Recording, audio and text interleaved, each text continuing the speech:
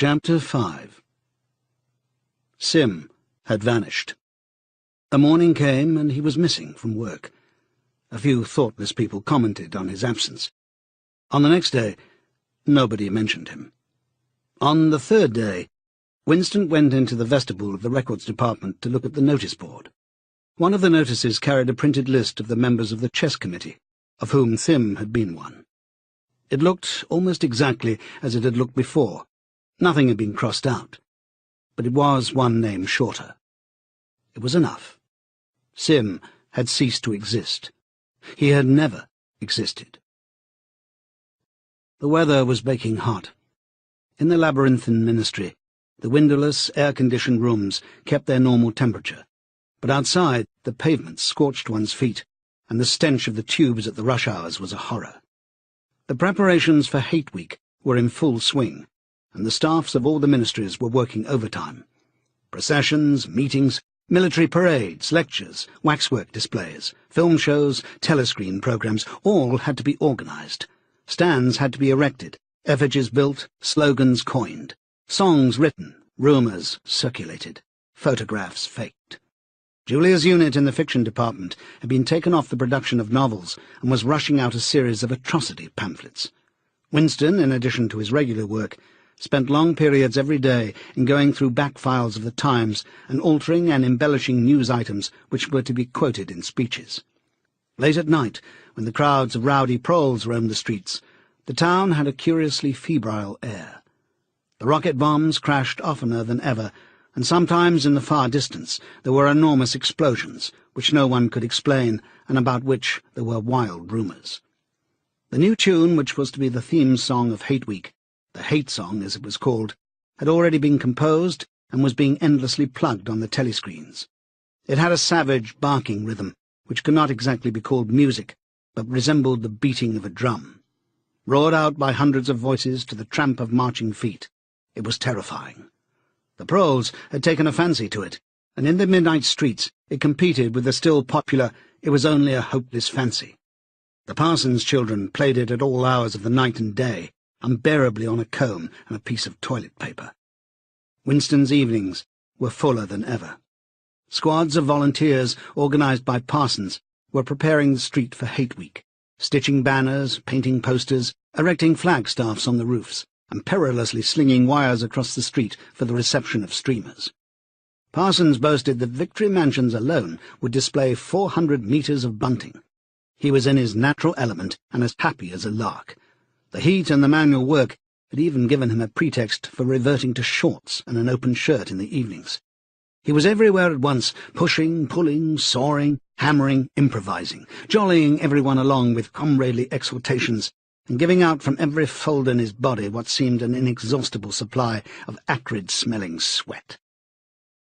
A new poster had suddenly appeared all over London.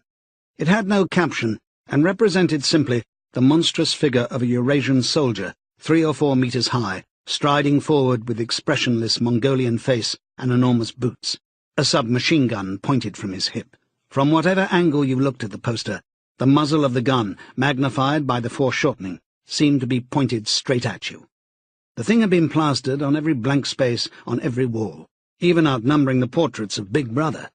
The proles, normally apathetic about the war, were being lashed into one of their periodical frenzies of patriotism. As though to harmonize with the general mood, the rocket bombs had been killing larger numbers of people than usual. One fell on a crowded film theatre in Stepney, burying several hundred victims among the ruins. The whole population of the neighbourhood turned out for a long, trailing funeral which went on for hours, and was, in effect, an indignation meeting. Another bomb fell on a piece of waste ground which was used as a playground, and several dozen children were blown to pieces. There were further angry demonstrations. Goldstein was burned in effigy. Hundreds of copies of the poster of the Eurasian soldier were torn down and added to the flames, and a number of shops were looted in the turmoil. Then a rumour flew around that spies were directing the rocket bombs by means of wireless waves, and an old couple who were suspected of being of foreign extraction had their house set on fire and perished of suffocation. In the room over Mr. Charrington's shop, when they could get there, Julia and Winston lay side by side on a stripped bed under the open window, naked for the sake of coolness. The rat had never come back, but the bugs had multiplied hideously in the heat. It did not seem to matter. Dirty or clean, the room was paradise.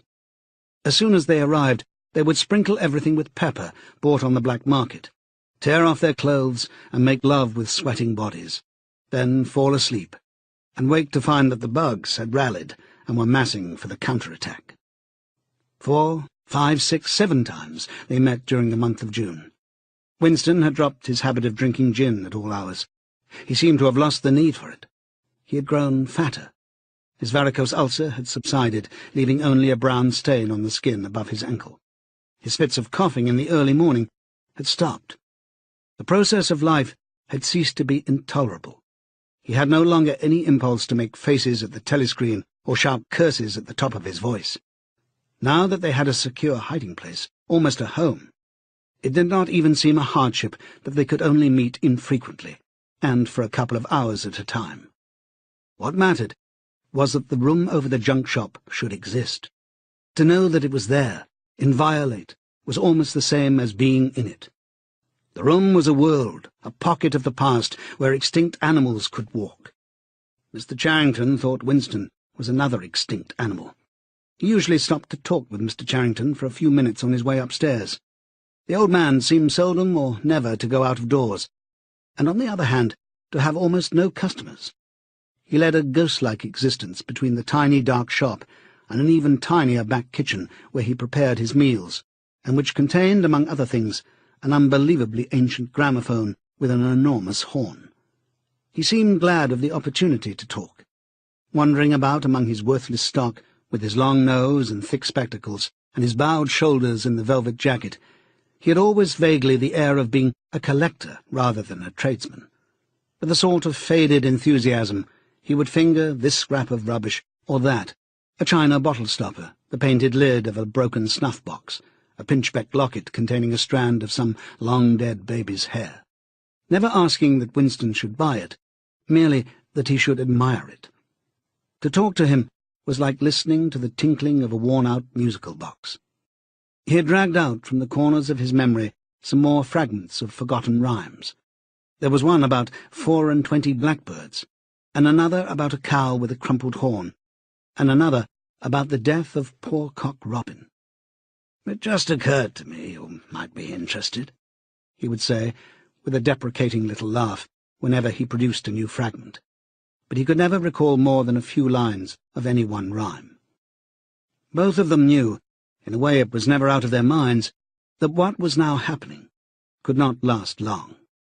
There were times when the fact of impending death seemed as palpable as the bed they lay on, and they would cling together with a sort of despairing sensuality, like a damned soul grasping at his last morsel of pleasure when the clock is within 5 minutes of striking.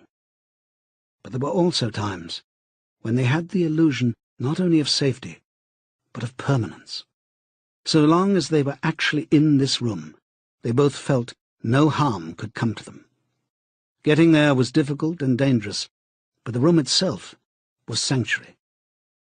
It was as when Winston had gazed into the heart of the paperweight, with the feeling that it would be possible to get inside that glassy world, and that once inside it, time could be arrested. Often they gave themselves up to daydreams of escape. Their luck would hold indefinitely, and they would carry on their intrigue just like this for the remainder of their natural lives. Or Catherine would die, and by subtle manoeuvrings, Winston and Julia would succeed in getting married. Or they would commit suicide together. Or they would disappear, alter themselves out of recognition, learn to speak with proletarian accents, get jobs in a factory, and live out their lives undetected in a back street. It was all nonsense, as they both knew. In reality, there was no escape. Even the one plan that was practicable, suicide, they had no intention of carrying out. To hang on from day to day and from week to week, spinning out a present that had no future, seemed an unconquerable instinct, just as one's lungs will always draw the next breath so long as there is air available. Sometimes, too, they talked of engaging in active rebellion against the party, but with no notion of how to take the first step. Even if the fabulous brotherhood was a reality, there still remained the difficulty of finding one's way into it. He told her of the strange intimacy that existed, or seemed to exist, between himself and O'Brien, and of the impulse he sometimes felt simply to walk into O'Brien's presence, announce that he was the enemy of the party, and demand his help. Curiously enough, this did not strike her as an impossibly rash thing to do. She was used to judging people by their faces, and it seemed natural to her that Winston should believe O'Brien to be trustworthy on the strength of a single flash of the eyes. Moreover, she took it for granted that everyone, or nearly everyone, secretly hated the party, and would break the rules if he thought it was safe to do so. But she refused to believe that widespread, organized opposition existed or could exist. The tales about Goldstein and his underground army, she said, were simply a lot of rubbish which the party had invented for its own purposes, and which you had to pretend to believe in. Times beyond number, at party rallies and spontaneous demonstrations, she had shouted at the top of her voice for the execution of people whose names she had never heard, and in whose supposed crimes she had not the faintest belief. When public trials were happening, she had taken her place in the detachments from the Youth League who surrounded the courts from morning to night, chanting at intervals, "Death to the traitors." During the 2 minutes' hate, she always excelled all others in shouting insults at Goldstein. Yet she had only the dimmest idea of who Goldstein was and what doctrines he was supposed to represent. She had grown up since the Revolution, and was too young to remember the ideological battles of the 50s and 60s. Such a thing as an independent political movement was outside her imagination. And in any case, the party was invincible. It would always exist, and it would always be the same. You could only rebel against it by secret disobedience, or at most, by isolated acts of violence, such as killing somebody or blowing something up. In some ways, she was far more acute than Winston, and far less susceptible to party propaganda. Once, when he happened in some connection to mention the war against Eurasia, she startled him by saying casually that in her opinion the war was not happening. The rocket bombs which fell daily on London were probably fired by the government of Oceania itself, just to keep people frightened. This was an idea that had literally never occurred to him. She also stirred a sort of envy in him by telling him that during the 2 minutes' hate her great difficulty was to avoid bursting out laughing. But she only questioned the teachings of the party when they in some way touched upon her own life. Often she was ready to accept the official mythology simply because the difference between truth and falsehood did not seem important to her. She believed, for instance, having learnt it at school, that the party had invented airplanes. In his own school days, Winston remembered, in the late 50s, it was only the helicopter that the party claimed to have invented. A dozen years later, when Julia was at school, it was already claiming the airplane. 1 generation more, and it would be claiming the steam engine. And when he told her that airplanes had been in existence before he was born, long before the Revolution, the fact struck her as totally uninteresting. After all, what did it matter who had invented the airplanes? It was rather more of a shock to him when he discovered from some chance remark that she did not remember that Oceania, 4 years ago, had been at war with Eastasia and at peace with Eurasia. It was true that she regarded the whole war as a sham, but apparently she had not even noticed that the name of the enemy had changed. "I thought we'd always been at war with Eurasia," she said vaguely. It frightened him a little. The invention of airplanes dated from long before her birth, but the switchover in the war had happened only 4 years ago, well after she was grown up. He argued with her about it for perhaps a quarter of an hour. In the end he succeeded in forcing her memory back until she did dimly recall that at one time Eastasia, and not Eurasia, had been the enemy. But the issue still struck her as unimportant. "Who cares?" she said impatiently. "It's always one bloody war after another, and one knows the news is all lies anyway." Sometimes he talked to her of the records department and the impudent forgeries that he committed there. Such things did not appear to horrify her. She did not feel the abyss opening beneath her feet at the thought of lies becoming truths. He told her the story of Jones, Aronson, and Rutherford, and the momentous slip of paper which he had once held between his fingers. It did not make much impression on her. At first, indeed, she failed to grasp the point of the story. "Were they friends of yours?" she said. No, I never knew them. They were inner party members. Besides, they were far older men than I was. They belonged to the old days, before the revolution. I barely knew them by sight. Then what was there to worry about? People are killed off all the time, aren't they? He tried to make her understand. This was an exceptional case. It wasn't just a question of somebody being killed. Do you realize that the past, starting from yesterday, has been actually abolished? If it survives anywhere, it's in a few solid objects with no words attached to them. Like that lump of glass there.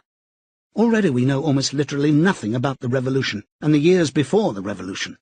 Every record has been destroyed or falsified. Every book has been rewritten. Every picture has been repainted. Every statue and street and building has been renamed. Every date has been altered. And that process is continuing day by day and minute by minute. History has stopped. Nothing exists except an endless present in which the party is always right. I know, of course, that the past is falsified, but it would never be possible for me to prove it, even when I did the falsification myself. After the thing is done, no evidence ever remains.